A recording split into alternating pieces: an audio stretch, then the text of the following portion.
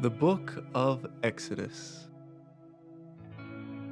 A tyrannical ruler, an oppressed people, and incredible miracles all set the stage for God's amazing plan that the whole earth would come to know the God who is. Really, this story starts back in Genesis.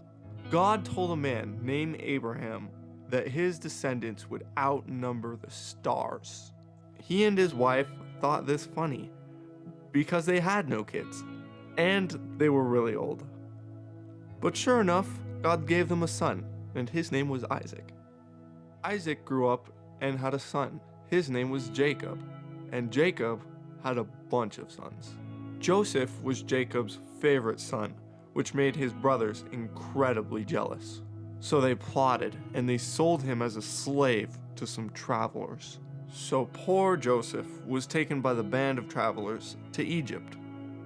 Meanwhile, there was a famine in the land. So Jacob took his sons to Egypt in search of food.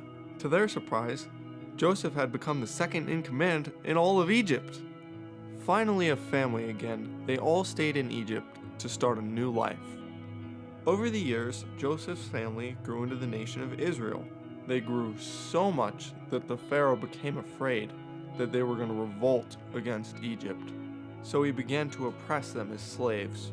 It got so bad that the Pharaoh ordered the Israelites to throw all of the baby boys into the river to drown.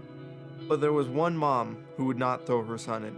Instead, she made a floating basket and put him inside. And it worked. The Pharaoh's daughter found him and raised him as her own son. This boy's name? Moses.